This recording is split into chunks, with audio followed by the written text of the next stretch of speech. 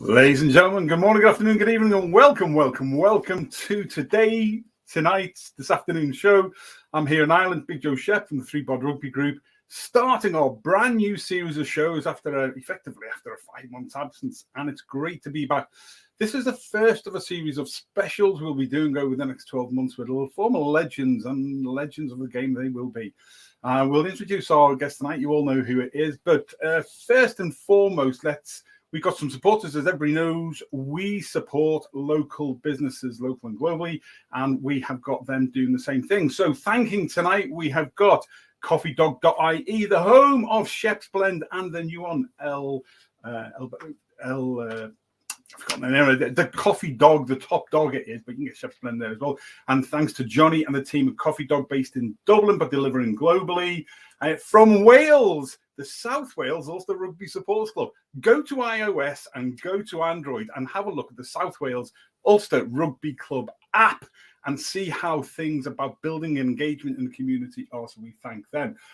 Back to Ireland now, Rugby Academy Ireland, run by former Springbok Dan Fonsale and international coach Johan Taylor up in County Kildare there, although it's Rugby Academy Ireland. It is an international academy for aspiring young players, and it is a great place to be. Up to Ulster now, one of our sponsors at Auto Door Solutions, from our Nigel Quigley, who was the host and lead of our Ulster Rugby Roundup show. Nigel, thanks very much for supporting. And across to Australia, the National Sports and Physical Activity Convention, which is running from the 11th of November to the 9th of December. We thank them for all their support. Go and have a listen to some of the globe's top sports people and people involved in sports management. And thank you to the National Sports and Physical Activity Convention in Australia. Okay, cool. Well, tonight's guest is one of the game's truly great players, as we all know. And I'm reading this because I took this clip from our good friends at ESPN, but I think it summed him up in a T, really. He's had the ability to polarize supporters. Brash, arrogant, and brilliant always. He has been described variously as Campo bewitched defences and infuriated opponents the world over during a career that took in 101 international caps, and one time was the world record holder with 64 tries. I couldn't imagine that, 64 tries. He's been inducted into the World Rugby Hall of Fame amongst a global amount of other awards. He's going to chat to us about his new biography, which comes out on the 2nd of November, his forthcoming speaking tour to the UK during the Autumn Internationals and how you can get hold of him. There's a chance to win a signed copy of his new book, and he's going to give us some thoughts on where rugby is globally and what he would like to see. Ladies and gentlemen, you've had enough of me. Please welcome the man himself, the great David CAMPESE. Campo, how are you? I'm well, mate. There you go, Joe. Oh, absolutely. On a brush, mate. Show that book off me. That's part of what we're about today. That's really, really good. There we go. Awesome. We'll come back out to how people can win a signed copy of that shortly. It's got some nice photos in it, mate. for a prop forward, like the likes of me. Exactly. Yes. I have to tell everybody when I said to Campo, because everybody knows I listen to audio books, just tend to find it's easier. And he went, "We don't do that, mate. That's for forwards, but I'll see what our people can do." I agree. Very, very true. Dave, listen, thanks very much for coming on. It's always fab to see you. You've been a great supporter of the show. Mate, let's just a couple of minutes. Just take us back to where you come from and how you got into rugby in the first place.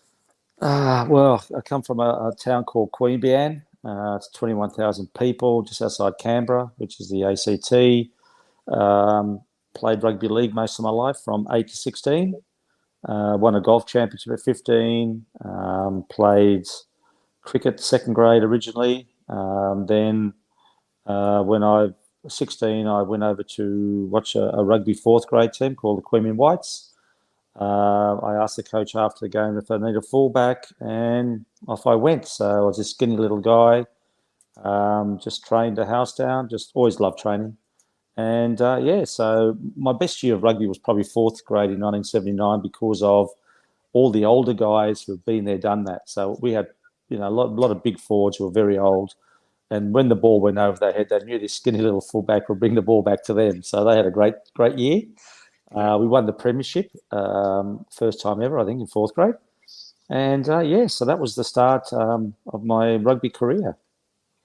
What there have been so many highlights, like we've spoken about on a number of occasions, but what really for you stands out?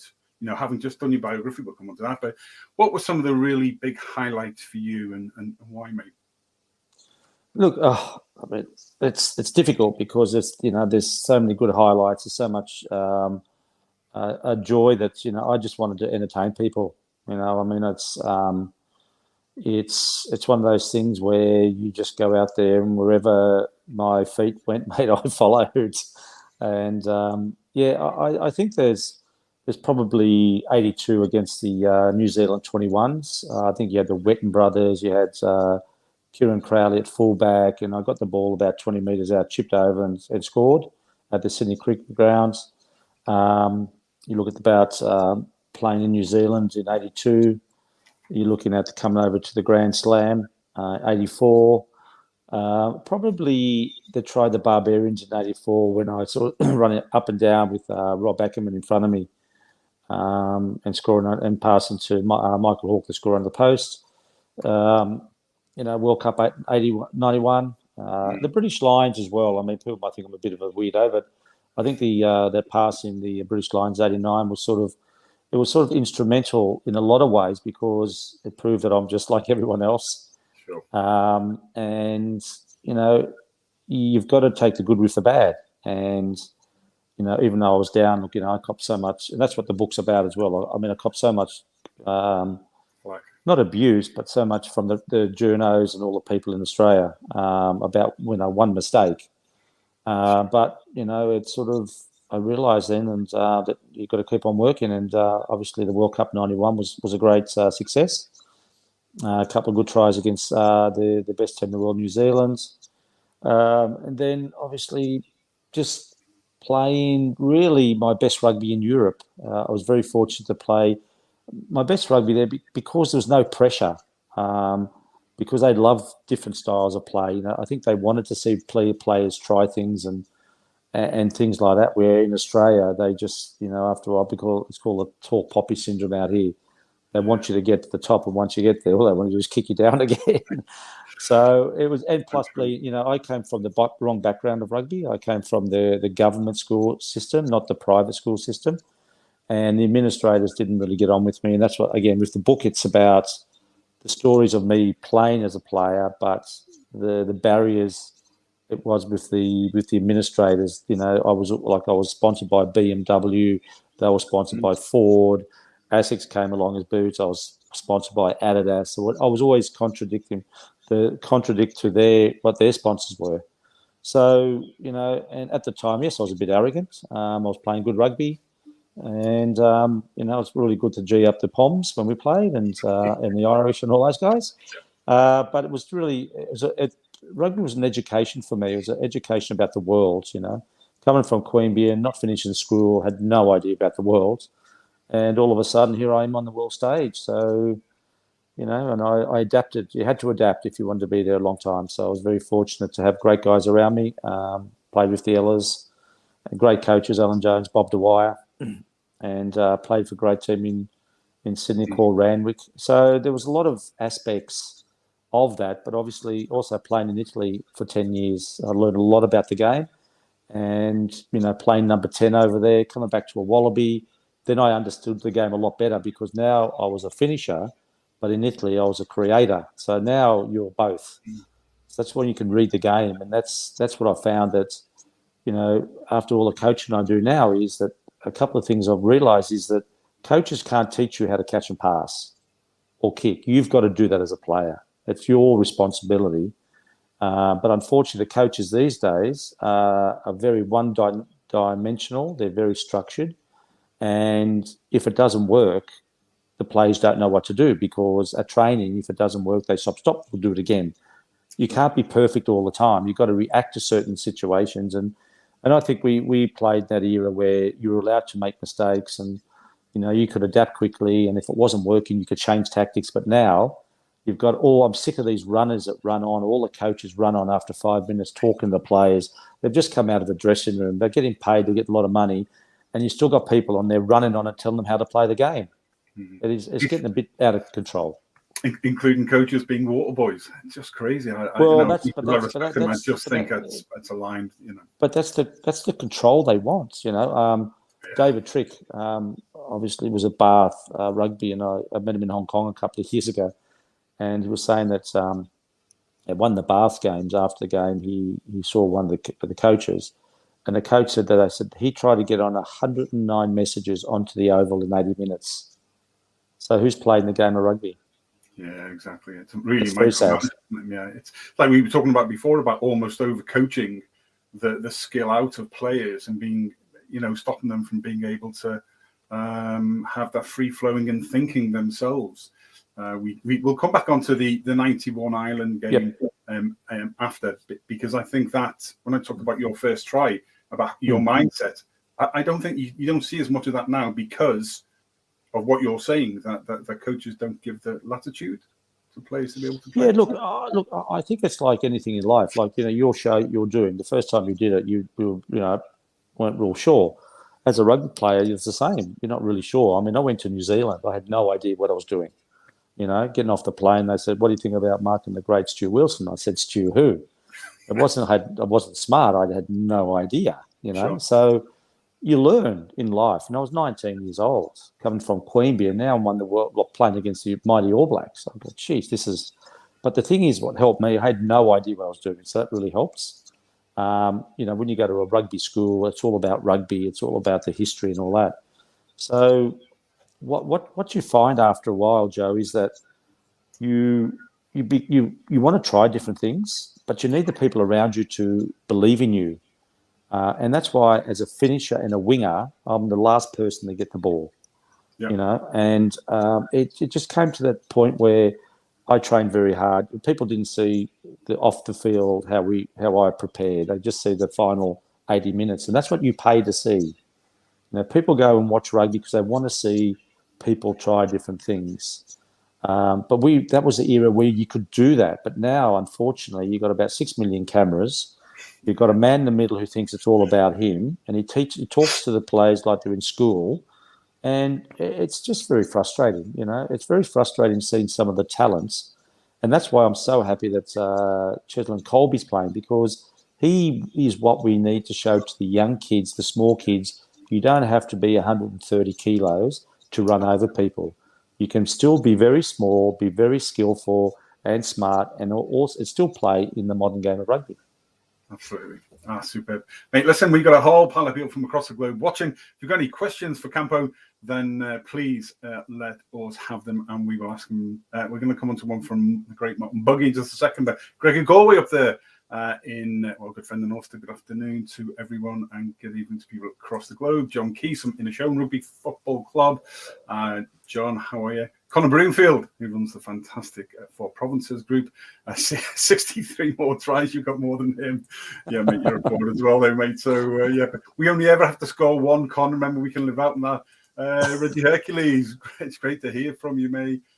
Adam Militip from TWS School, the special school for autism. We'll come back to you in shortly. Eleni over in Greece, heavily involved with the women's and the youth rugby in Greece. Campo, hope to see you. Great to see you on it again.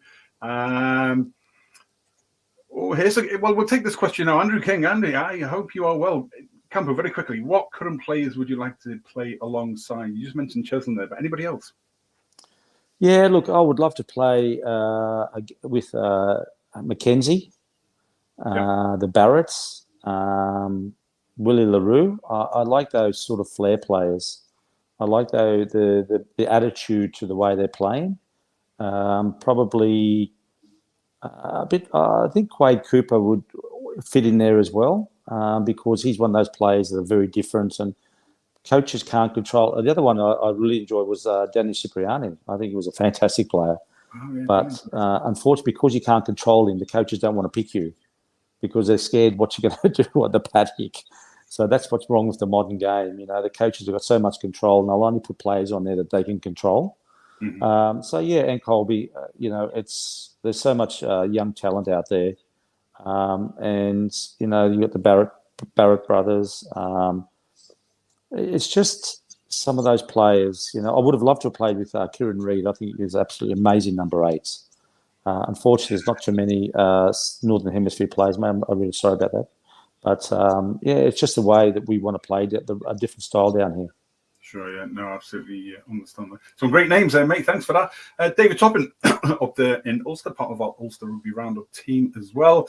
Do you think that the evolution of the game could come back full circle to creative play we used to have, or will we retreat further into risk-adverse play? Great question. Yeah, I think that's the biggest problem, I think, is the coaching. You know, I'm going to be a bit critical here of some of the coaches. Eddie Jones won. He won't pick anyone who's a flair player. He talks about running the ball and all that, but I've seen a photo, I think, the Six Nations this year against Scotland at, I think it was Twickenham, where England I think the scrum was just around the halfway line, or ruck. England had the whole back line. Scotland had 2 players, and Farrell kicks a ball away in the corner. I mean, I don't understand the concept of that, you know. I mean, but again, you know, Farrell was a league player. So, I mean, the instinct about kicking the ball away, I just don't understand. You know, if you watch, for example, the British Lions against South Africa, I mean, they must have been the worst 3 games of rugby I've ever seen in my life. Dreadful. They were both so scared of making a mistake. They just want the other team to kick it away, and hopefully they make a mistake and get a penalty. You know, it actually was not worth.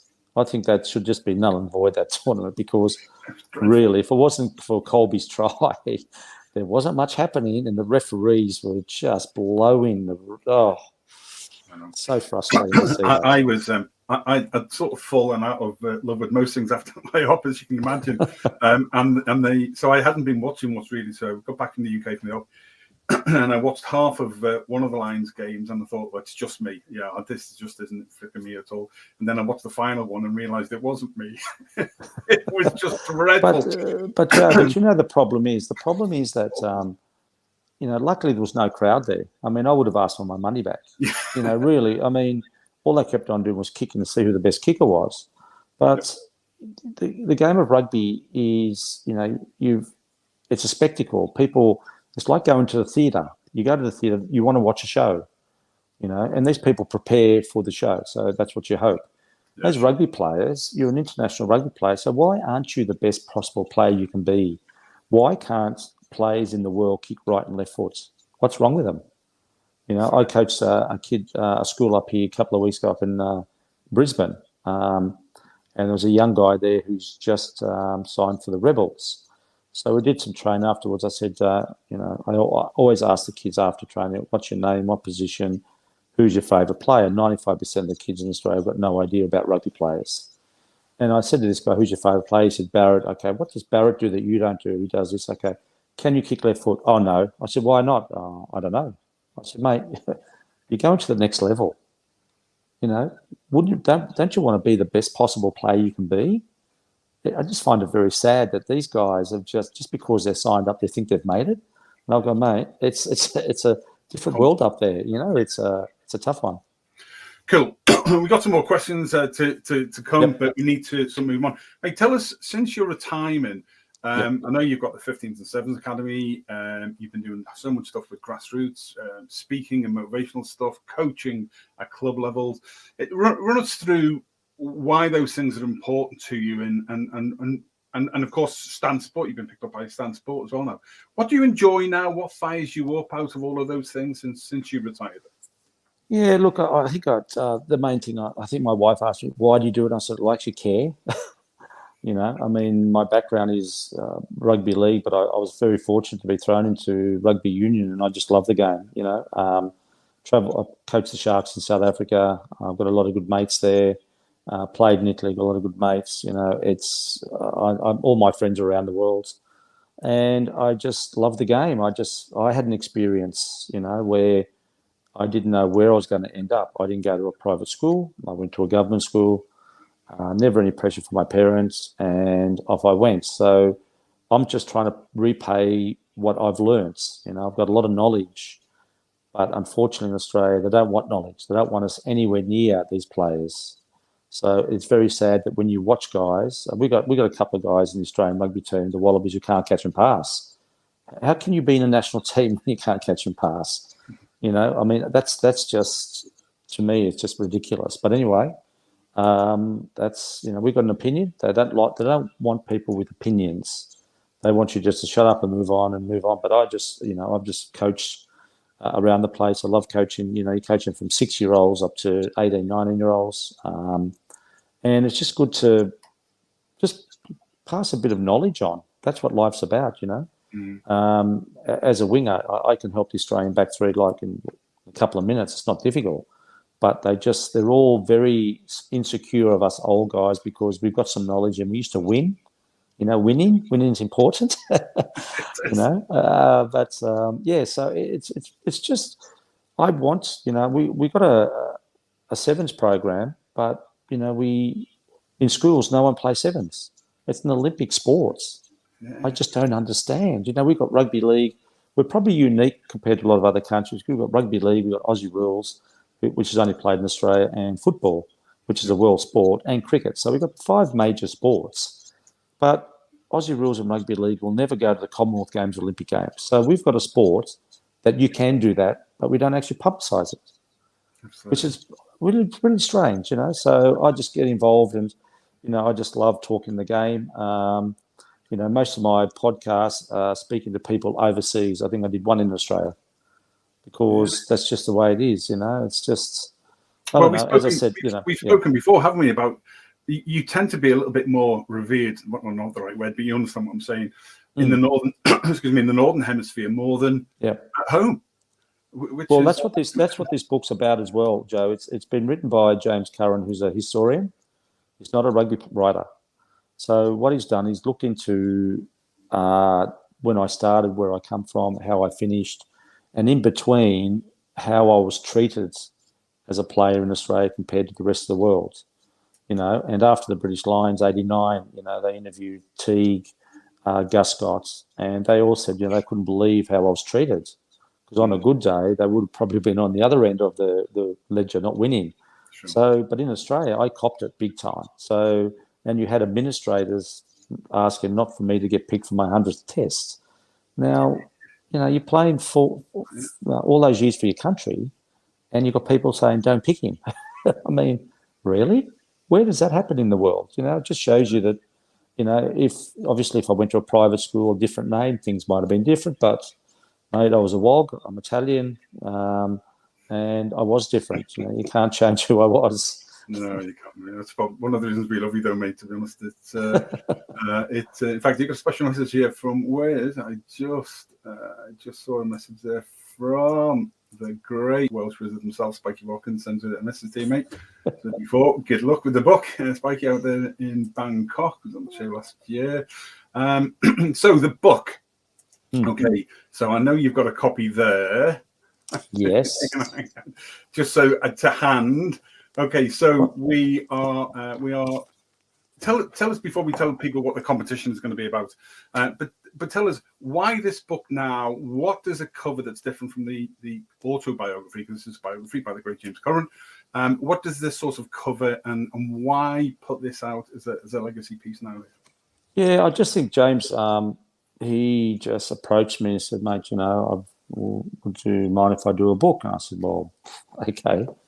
So we sat down a lot, and it was, you know, it's about my playing days. So it's not about after when I retired. It's about how I played, what sort of player I was, and how I played the game, and trying to think about how I did what I did. Like you said about that try in Ireland, you know, how did I do that sort of stuff? So trying to really get insight, right, this is what I tried to achieve, this is how I did it, this is what didn't happen, this is why I was criticised here, I was doing that. So it's really about the game, and a lot of, obviously a historian, he's done a lot of research, there's a lot of famous saying from a lot of people, a lot of journalists who I didn't really know wrote a lot about rugby.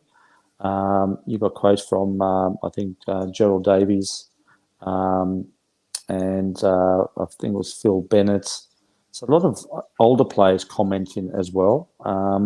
So it's not about off the field. It's really what happened on the field, the way I played, and just trying to get into my mind why I did what I did on the field. And yeah, it's just it's I don't know why it came out, to tell you the truth, but there's some nice photos. But it's really just trying to say that, you're coming from my background as well, coming through to this game where, it's a private school sport, being on the other side of the fence and still being able to make it against all the odds. Really, that's about it. So, yeah. Yeah, good. Okay, well, we're going to have a look at where people can get that from. The link is on the bottom there. The book is called The Last of the Dream Sellers. If you want to hold that up again, Campo, I'll just stick you on full screen. There we go. The Last of the Dream Sellers by James Curran is available now, and you can go to that link /davidcampese.com/shop, and you'll be able to purchase it there. However, we have a competition. And do you want to ask the competition question, mate? Yeah, just quickly. The book's not out until November 2nd. I've getting copies in Australia shortly, so we're trying to pre-sell now. So because I'll be in Europe in November, they're not available until after Christmas. I don't know how that works, but I'm a winger, so I'm a bit strange that way. But so it's just on my webpage. Send it through. If you want it personally signed, just email us as well. I think we're on Facebook as well. So there's a couple of different places there. And if I can get them before I head over to Europe and you're there, I'll try and bring them across. But that's why I'm just trying to get rid of it. Not get rid of it, but sign them, because I know it's going to be busy once I get over to Europe on the 2nd of November. Yeah, we'll come back to that in just a couple of minutes. So the exam question is the competition to win a signed copy of David's biography by James Curran, The Last of the Dream Sellers. The question is? How long was my career at the international level? It's pretty simple. There we go. Yeah, but I want to say something also. Yes, mate. It's very interesting if you look at that photo. I'm running with the ball in two hands. Why two hands? Because if you have the look at that try again, if you have the ball in two hands, the opposition aren't sure if you're going to pass or kick. Okay. The modern player shoves the ball under their arm, which means they're not going to pass it. So just a little tip for all those young kids out there. Excellent. Yeah. Yeah, and it's these sort of things now which are almost missing. That, you were saying before, you talked to the youngster the other day, can you kick with your left foot or your right foot? But only one, and they don't follow the top people in the game and stuff. And it's almost like it's a skill that's just not there. And again, a number of the questions from people that we all know on the show are coming back to, how do you bring that back to what it was? It's down to the coaches surely to be able to do everything left and right-handed, every facet of the skill set to have in your arsenal that you can use, not just hone in on one bit. Yeah, it's true. But, it's also when I speak to my kids, what I know, when I was their age, I didn't know either, but now what I know, I'm trying to explain to them, this is what you need to try and do. So my son, Jason, kicks right and left foot. He can pass right and left. So it's about my daughter seeing as a good hockey player, and my little one, Mercedes, is good at touch and cricket. But it's about having a go, trying things. It's not about the coach tells you to do this. Sometimes you've got to go, well, actually, there's a bit of space over there. I'm going to run over there. I'm not running into somebody.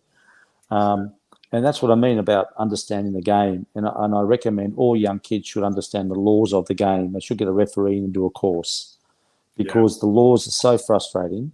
There's so many different interpretations of the law that it's just making on the world scene. It's very frustrating the amount of time the referee blows a whistle because of a technicality that's different. How to say? He looks at it differently from the linesman, and we had that in the test matches when the linesman said, "Oh, look, there's nothing to see," and the referee said, "I'll just better have a look at this." And I think it was when Francis Dane. Oh no, it was the Argentinian. What's his name? The big flanker tripped the Australian Hodge in the last test, you know, and he's about 120 kilos flanker, and Hodge stepped, and he actually had his leg out, and the referee went back over there and looked at it, and the linesman said, no, it's all right. He went back and then yellow card him. And I said, mate, the guy's 120 kilos. He hasn't got the reflexes like a back. You know, it's a natural thing, but there he is, yellow card because he's the ref. So it makes it frustrating, but you've got to adapt to the laws. You know, the 50-20, you know, and all that sort of stuff now is coming to the game. And it's very vital that the young kids understand who their idol is, understand why you like him, what he does off the ball, and how you can improve. You cannot play rugby if you don't watch rugby. Yeah, absolutely. So, if you want a signed or an unsigned copy of the book, The Last of the Dream Sellers by James Curran, Campo's new biography, you can go to that link on the bottom, davidcampese.com/shop, and you can purchase it there. There we go again. If you want to win a signed copy, then the exam question from Campo is, how long did he play at the top level in Wallabies career? And all you have to do is answer in the comments. This is going out to about 70 different groups. It's going live on 6 pages. So including Campo's site, 3BOD Rugby, and a whole host of others, Rugby Academy Ireland, CoffeeDog.ie, etc., etc. So all you have to do is put the answer in there. You're going to copy the answer from somebody else and you think that's right. If you don't know the research, then great. And what will happen is we will collect all of those together over the next sort of week, 10 days when they're all in. And the cutoff for that will be this time next week. So we'll give 7 days from today's show. We'll put them all together. We'll number them, and then we'll do a quick. I'll do a quick recorded video, and we'll get Campo to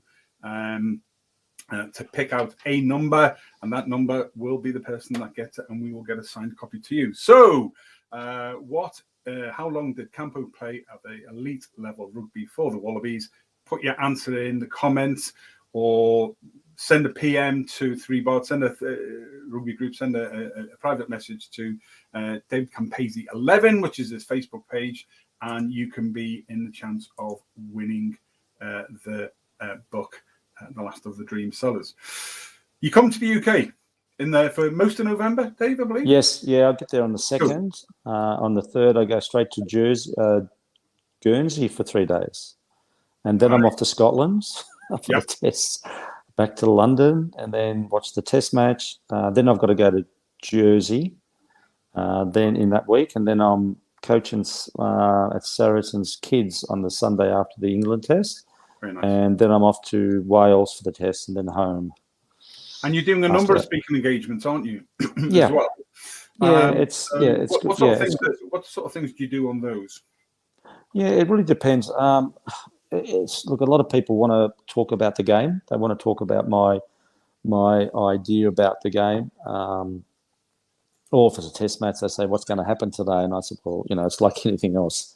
That you can only play as well as the opposition lets you play. And it's really just about what I think about the game, the knowledge, some of the games I played against, some of the people. So I've got a lot of good mates there. So it'd be good to see Mr. Dotty Wee down in Scotland, the Bill McLaren Foundation, John Thorburn, the gang. You get to London, see Jason Lennon, Will and all those guys. So Jonathan Davies, a great mate of mine in Wales, Yane Evans, Robert Jones, who's a guy, the little shit who started the fight in the British Lions in the second test, the smallest guy in the field. But, there's a lot of great guys over there, and it's really good to sort of just catch up and have a chat. We haven't seen each other for a while, and look, that's what rugby is. I think rugby's a very unique sport compared to other sports in the world. You can go anywhere and play rugby, and there's always people that know you. So it's amazing. Cool. And but there's still availability to book you should somebody want you for a speaking event, a motivational event, corporate. No, definitely. Yeah. Well, I do a lot of bar mitzvah, wedding, funeral, not your own. Oh, yeah. Thanks very much. Yeah, great one. Yeah. No, but what I do, it's quite interesting now because we have, working for Stan and Channel 9 out here. They had Sonny Bill Williams on talking about the All Black culture. And we don't have a culture in Australia. I don't know in our history, we don't seem to live on that, and I'm trying to understand why not. We are Australians. We won 2 World Cups, the first country in the world to do that, and we've got 3 other codes against us. And, we seem to have not understand a bit of our history, why we are who we are. Every country's got their own history stories and why they become that famous and the road they've travelled. But we seem to have lost ours somewhere because I suppose there's not a lot of older players back involved in the game in Australia. They don't allow us. And I think the young kids don't understand why would you want to play for the Wallabies? Because they don't understand, they don't understand that we used to win World Cups. We played a style of rugby which was all flair. We had great backline players. You're allowed to go and do different things. Now that all they see is guys kicking the ball away every time they get the ball. So it is very, very strange, but it's culture is a very, very important thing in life. I think we've still got to hold on to that. Absolutely. So there are spaces available. So what day do you arrive? What day do you depart again? Yeah, I arrive on the 3rd of November, and I'll be vaccinated as well, so don't worry, guys. I haven't got COVID. Then head back on the 22nd of November back into Australia. So if anybody wants David to speak, corporate speaking, motivational events, dinners, anything else, then you can go again to his, you can either go to his, send him a message to his Facebook page, anywhere in the British Isles, davidcampese.com/book-David, and you can put a message through to there or come through us and we'll put you in touch with them, and all of the usual stuff. Before we move on to your thoughts on where we are coming out of rugby, our good friend of the show, Martin Buggy, who probably knows more knowledge about the British and Irish Lions than anybody I've come across, sent me a question saying, the goose-step, where did this come from? I mean, this iconic image we put up the other day in Silhouette, say who we got on the show, but where did that come from? How did you develop that? I'm still trying to find out who the guy who did it when I first saw it. I was 8 years old. I played rugby league down in a place called Yass. I was fullback, got the ball. I saw these 2 kids run. I mean, I did something, scored up the other end, and I came back and these guys had knocked out. So I've gone, obviously that worked, whatever it was. Never practiced it at training. I just thought, well, this is a great little asset to have as a player. If you can sidestep, you can swerve, you can do the goose-step, you can pass right, you can pass left, kick right, kick left. The poor guy marking, you're not sure what you're going to do next. So that was the whole idea. It was just really something that I did, and it was just something that you could add on to in a certain situation. You can't do it every single time. You've got to have the player in the right position to do it. I think I used an 83 test against Argentina in cricket ground. I'm coming down the side and the fullback's coming across on an angle. If he was in front of me, I couldn't have done it. I probably would have stepped, but he was at the right angle thinking, right, he's waiting for me to come in. So if I did the goose step, he slows down, then you go again. So he just misses you. So it worked. But I didn't name the goose step. But I wish I patented the bloody thing. Absolutely. That's one of the reasons why after the last show we didn't use wanted to use some video clips, but even though you own the rights to yourself, I can't use it. Remember the world online, we got blocked, didn't we, for using one of you? We won.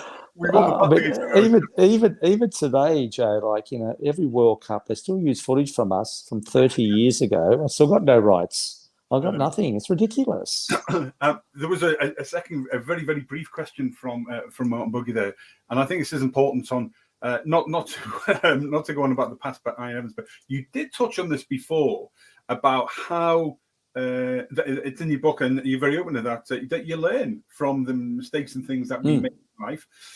How did you deal with the press? Martin's asking there, did you shrug it off, or how did you manage to deal with that and sort that out and move on from it? Well, the way I played, I was always going to make mistakes. I didn't want to be a winger that sat on the wing and just waited for something to happen. I look at the wingers these days, they hardly touch the ball. It was one of those things. If you look at the British Lions, 89. I'll just go back one to 1988. This is very funny. We played the Barbarians at Cardiff Arms Park, and I remember just before half-time, we had a scrum, and I got the ball, and I was running down the sideline from halfway. I was about to score the try, and I dropped the ball. The ball fell out of my hands. And I've looked around, and Nick Farr-Jones laughed, so I laughed. It was just one of those things. But because it was a Barbarian game, that's sort of, it was just one of those things. Anyway, the crowd started to laugh.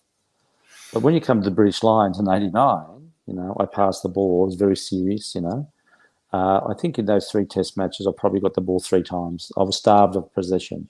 So if you give me the ball 20 times and I make 3 mistakes, no one really cares. But if you get the ball 3 times and make 2 mistakes, you're a winger, mate. You're out there exposed, so you cop it. It was very sad that after the game, people were just sort of, mate, you lost another game for Australia, blah. A lot of the Wallabies didn't come near me for 10 minutes in the dressing room. Drove home that night, and I got pulled over by the police for speeding. So it was a really good day, actually. But what I did was, how can I say it? You think there and go, so why do I want to do this? Then I get home and St Helens Rugby League ring me. They want to offer me more money to play rugby league. And I wasn't really in the mood to talk about that. So the next day I ring Bob Dwyer, and I said, mate, we had an Anzac game the week after. I said, listen, I don't think you should pick me. And I put the phone down. I go, geez, I've just told the national coach what to do. So I picked the phone up. I said, mate, pick me. And the week after, I did exactly the same pass, and it worked. But during that week, you had guys like Andrew Slack, who was a former player, captain, absolutely ripping into me. You had all the journalists just absolutely going for it, and you just got to sometimes block it out. And it's sad because you don't intentionally go out there to do something bad. It's just one of those things that happen. And it happened to be me, CAMPESE, and then Chris Handy kept on saying, oh, this Mickey Mouse rugby. They kept on having a go at me about because I miss a tackle, I miss that. But, certain players from certain states always make mistakes that never get sort of mentioned because as a winger, you're exposed. You're the last man out there, and the crowd, you get the ball, everybody's watching. We're in a ruck. You can't see what happens.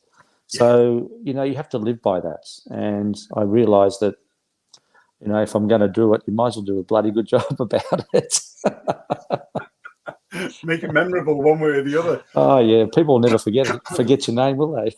Yeah, absolutely. Ladies and gents, you are welcome. I'm coming towards the final bits of the show. I'm joined today by the great David CAMPESE, who's talking about his biography, The Last of the Dream Sellers, by fantastic writer James Cudden, which is out on the 2nd of November. And we've already posed a question. You can win a signed copy from Campo of that book, The Last of the Dream Sellers. And it is, how long was David at the top level playing for the Wallabies? Put your answer in the comments, send it to the ThreeBOD group, send it to Campo via his page or email him through via davidcampese.com. And we'll number everybody, we'll put you to the draw. And there are 7 days from the end of this show for you to do that, and we'll put it all together, and then we will do a draw. Just a couple of comments there before we move on to where the world currently is in rugby, according to Campo. Craig Brown. Craig, great to hear from you. Should have stuck with league. It's a game that doesn't care where you come from, but where you are going. I quite thought that. That's the way. True. And actually, I think part of the problems we've had in recent years is that, Matthew, I'll just take off there, is we've inculcated a lot of league aspects into union by some coaches and by some teams, and I'm not overly convinced that's been a big help. Quick thought on that, Dave. Yeah, look, that's a sore subject with me because you've got Andy Farrell, who's never played, but played about 5 Test matches for England. All of a sudden, he's a coach of Ireland. He's never played the game really. You've got a guy called Mick Byrne, who was a kicking guy from Aussie Rules. Was with the All Blacks as a kicking coach. Came to a Wallabies as a skills coach. When he turned up, we were 3rd in the world. When he left, we were 7th in the world. But no one cares about that. And now he's coaching Fiji. Never played the game in his life. Mate. Then you try and go for a job with all your experience, and they say you've got no coaching experience. So, 15 years, probably 30 years of rugby, and you've got no idea what you're doing. So it is how it is, mate. It's just so frustrating. When you've got all these league guys, we don't see many rugby union guys go in the league, but we bring them over because they're professional. And it's very sad. The game of rugby used to be, the French were flair. The All Blacks, the play, they used to physically bash you, And I think if you saw the last couple of weeks, we had the rugby, we had double headers. We had Australia, New Zealand, South Africa, Argentina, vice versa. And the last week, we had the All Blacks versus South Africa and Australia versus Argentina. So Australia should have won by 60. They won by 30.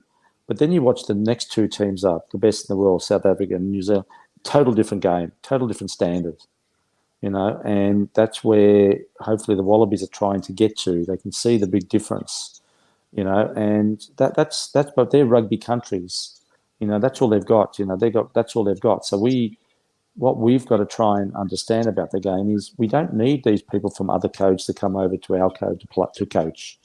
And I think that's the problem. There's so much structure in the game, and I look at the World Cup 2019 when I was in London, and it was funny because you met Spike Watson just then. He was in Bangkok, and I was in London, and I was on my way to Bangkok to do a function, and he was at the function. But in the airport, I was watching Ireland play Japan. And I think after 60 minutes, Ireland were losing, So I'm sitting there watching, excuse me. So for the next 20 minutes, what do you think Ireland did? How do you think they played those last 20 minutes, Joe? How do I think they played? Yep. I reserve judgment, mate. Okay, what they did, they played exactly the same as they did for the first 60 minutes. Oh, sorry, yeah, I'm with you. Yeah, nothing changed. Well, we talk about that a lot. They could not change because the coaches are telling them how to play. If you don't understand the game, you cannot play rugby. You're going to be a robot. The robot era is over. The pod system was probably the worst system in the world, but because the All Blacks did it, everyone thought, we've got to do this because they do it. We used to have the French came out here and played some really great test matches. They ran the ball. It was unbelievable. That's the old French. Every country used to have its own style of rugby. Now, at halftime, change the jerseys. It's just the same. Yeah. And it's very frustrating. Yes, it's professional. Yes, it's a different era. I'm an old fart and I'm talking about old days, but geez, it was bloody good rugby and we entertained. Yeah. And that's what people want to see. They want to get their value for money. I think that's why in recent times I've not fallen out of love with the 15s game, but I went to my first grassroots game about 4 or 5 weeks ago, Gory Rugby Club. Let me shout out down here. And it was great. The atmosphere was great. And I'd just forgotten what it was like at grassroots level. And the sevens game is growing and growing. That's why we're looking to do a bit more sevens coverage. But it's just I don't know, the 15s game, as we said before, is really stifling. But again, what you've just said there and what you said before about the fact that, how many times do the coaches come on the pitch? In Razzie's Award, they actually should be barred. There shouldn't be any players or any coaches. Obviously there's this big thing about Rusty Erasmus at the moment, about giving that video. And if you look at the video, he was just talking about the laws of the game, But it's quite bizarre that they have a go at him. And Eddie Jones came out and they said he should throw the book at him, where 2019 Rugby World Cup final, England refused to put on their runners-up medals in Japan. So that is a disgrace to their culture, to their country. And the IRB did nothing about it. But Rusty Erasmus, South African, had a go at the British Lions, and now they might take it away. I mean, how pathetic. I mean, it's just sad that this bunch of guys are still trying to tell everyone how they... You've got to have an opinion. How are we going to get better if you're just going to shut everyone up? Yeah, absolutely. Look, we need to move on very, very quickly because I want to talk to you just about where we're going, because we're already 5 minutes over what I promised, and I blame Martin Buggy. Third mention. Okay, Martin, true. I agree. for making us run over. So, Darren Maguire, I'm not going to ask your questions because we've got one question at the end. Okay. But coming out of COVID now, David, and looking forward, where do you think the state of rugby is? So we're adding a couple of Pacifica teams into Super Rugby, which I think is fab. The sevens game is growing. The women's and girls game is growing around the globe. Grassroots is starting to grow again. Where do you think we are, and what would you like us to? Where would you like us to be in the next sort of 2 to 5 years? Because we have an opportunity to change things. The USA MLR into the second season. They've just said they're pitching in for the next the subsequent World Cups. Where do you think we are, and what would you like to see over the next couple of years? Yeah, I just said I'd like to see the rules just be looked at seriously, and just don't listen to whoever the world champions are to change the rules. Because, in a lot of countries, it's very frustrating to understand the laws of the game. And as I said, like there's 5 referees can look at one referee. They all have different interpretations of the law. Yeah. The law's there, but it depends on who's looking at the law. And I think that it was interesting after that last game, South Africa versus New Zealand. The English referee gave New Zealand 8 penalties in a row. And then there was Francis Dane tackled Mackenzie in the air, tackled him, put him on the ground, stole the ball mid-air on the ground, and he penalises Francis Dane for not rolling away when he had the ball. Little things like that make big difference in games. I just think if we can do that, I think America could be a powerhouse in rugby. And I've always thought, why haven't the World Cup gone to America years ago? And I really think the problem is that America's got a lot of people, a lot of power.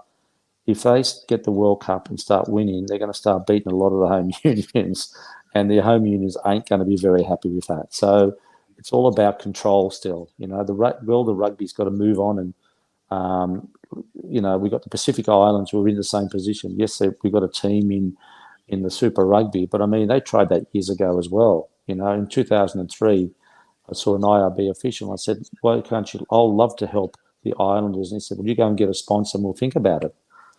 I mean, you've always trying to do things, but because it's got to be their idea. It's got to look like that they're the ones who control the game. And sometimes they're not doing the world's greatest job. But also the referees, I just don't like referees in the TMO. The TMO is just too control over the game. I think it's getting to the stage. Sevens, great sport. I think they've got to modify the laws that you can't kick out. The guys walk to a line out like 15s. I said, guys, it's 7 minutes. Yeah. Modify the laws. You can't kick it out. I mean, how good would that be? Yep. Obviously, still in the Olympic Games, which is great. You've got all these other countries getting involved. Maybe the Six Nations. You've got that other second tier. You've got Spain. You've got Georgia. Absolutely. You've got Romania. Why can't they do what we've done out here and do a double header? You might have Romania versus Spain before, something to get these guys ready for competition where they can perform at the higher level. Yeah. We've just seen Uruguay, I think, and Canada and America are basically out of the next World Cup. Yeah, absolutely. Chile. I mean, that is absolutely amazing for rugby. But what's going to happen when they'll come to the World Cup? They're going to get absolutely their backsides kicked because the level is so different still. Yeah. The top is here, the bottom is still here. There's no helping at all. And I think that we've just got to understand we've got a great game. Football, the World Cup. You've got no idea who's going to win the Football World Cup because there's so many good teams. But in rugby, it's going to be the top 8. Yeah. Nothing's going to change. It's very sad. Okay. Very, very quickly, before we wrap up, grassroots. You've been doing a lot with grassroots in Oz. Why do you think that's the way forward to build from as we come out of COVID now? And why is it such a passion to you? What drives you with grassroots? Well, I think grassroots is the future. If you haven't got grassroots, you haven't got rugby. I've just been out to a lot of country areas. Last couple of years I've been around places like Emerald, which is middle of Queensland. I've been to Bundaberg, Cairns, Perth. I've been everywhere. And these kids, they haven't been exposed to Wallabies or players. Obviously, I'm a very old player. They don't know who I am, but their parents know who I am. And it's just a bit of knowledge about just teaching them. They've been taught by a Wallaby. I ask every kid after training who their favourite player is. They haven't got a favourite player. They can't name a Wallaby, and it's very sad, because we won 2 World Cups, the first country to do that, and yet we've got kids now who play the game have got no idea who we are. I mean, it's absolutely mind-boggling, really. And yeah, I think the administrators have done a very poor job by not allowing older players to get back involved in the game. I think they're a bit pressurised because we've got an opinion, Joe. If you ask me, I mean, I've always had an opinion. I'm not saying I'm right all the time. I could be wrong. As a coach, I mightn't be a great coach, but I'm always willing to learn. I might learn something as well from someone, which I did a couple of weeks ago. It was amazing. So it's really about passing on the knowledge, the history, and getting these kids to understand you can go anywhere in the world to play. It's a great game, but we just need the administrators to understand you can't put the money at the top all the time. You've got to give it to the juniors because they're the future of the game. It's not the guys playing now. It's the kids on the ground, 8-year-olds, 6-year-olds. They're the future. And if you haven't got that, you haven't got the game. Absolutely. Listen, we got a final question from Darren Maguire, who sent it in before, hence the reason I wouldn't answer his questions before. And I did remind him, before I put this up, that of your first try in the 1991 Rugby World quarterfinal against Ireland, where we discussed that and how you did that, side the way through. However, Darren's question is... at what point in the famous 1991 Rugby World Cup quarterfinal game versus Ireland did you realise that you weren't going to catch Gordon Hamilton? I think it's a great photo. Not because you're chasing, but I just think for a flanker, fair play to him for being in the right position. Do you think that's very funny, Joe? Do you? Oh, mate, the whole thing with Ireland, I think the first time I played Ireland was in '84. On the Grand Slam, and it was a bloody tough game, And I realised then that they were the sort of a team that you've got to get at least 15, 20 points in front. If you don't, they're a threat. That semi-final, quarterfinal, didn't look like scoring at all. Anyway, so they kick the ball, goes through, I slip over, Hamilton gets it, and mate, he on the run. I was never going to catch him. I sung out to Ejo, tackle him, get him, you got to get him. Yeah, but look, it just made. That's what I mean. That's what rugby's so good. You got no idea what's going to happen with some of these teams. But then, a couple of minutes later, we score in the corner, and I suppose the interesting was as Michael Lyon scored, all the Irish supporters have just gone up. They've just got, oh fuck, we've just lost. They've just gone silent. I know, 4 minutes ago, it was just heartbreaking. But that's why we love rugby. And that's what we would like to see. Excuse me, back to us again. Listen, that's it. Just to recap for people, that the David's book, The Last of the Dream Sellers by James Curran, there we go, there is available via davidcampese.com/shop. You can send us a message or send him a message, go send an email or through the Facebook page and through our page. If you want any of those, we'll put you in touch with David if you want a signed copy. And you can get those there. He is, excuse me, to win a signed copy. All you've got to do is put in the comments in any of the groups we are, and we'll pick them up from the moment the show stops for the next 7 days. How long was David at the top level of rugby playing for the Wallabies? How long was that? And your name will go into a draw. We'll number everybody, and then we'll do a quick recorded thing with Dave where he will pull the number out and we'll get you a signed copy sent across.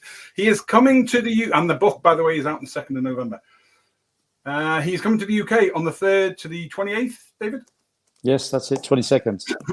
Of November to do a number of speaking engagements, obviously, because the Wallabies are cross-playing Scotland, Wales and England, and he's doing some coaching sessions, some corporate speaking, motivational events. You can still get the odd space if you're quick. Yes. Message us, message David, go to davidcampese.com, book David, there you go, and send him a message anywhere you can, and you can still avail of that. Mate, one last thought on the world as we come out of COVID, according to David Campese. One last thought.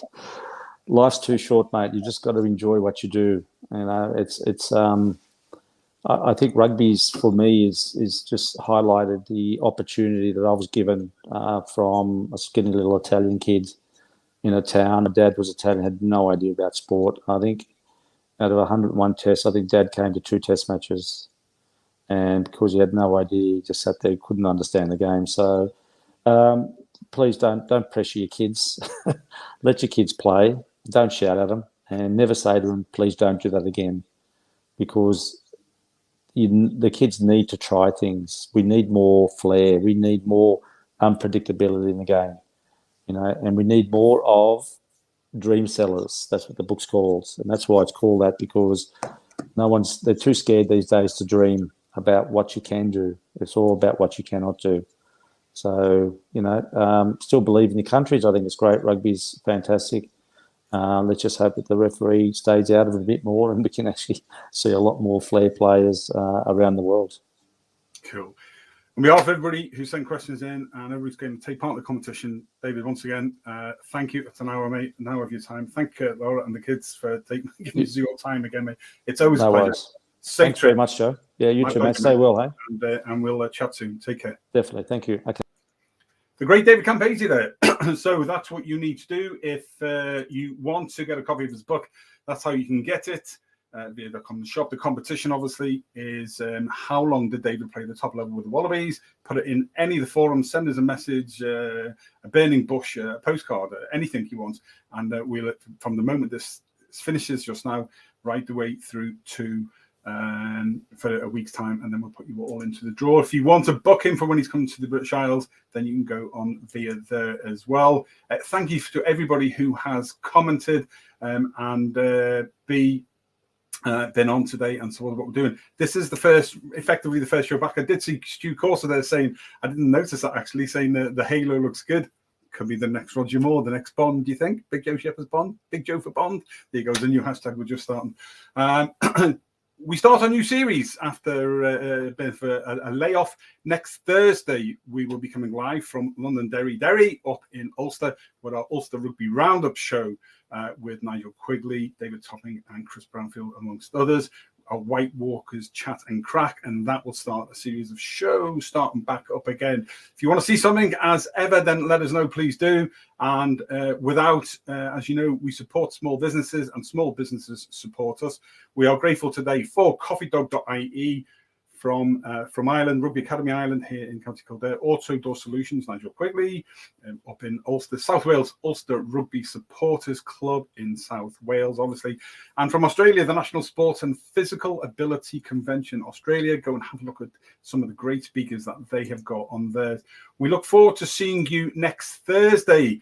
And for subsequent stuff, I am Big Joe Shep. I have had the pleasure once again of speaking to the legendary David Campo CAMPESE.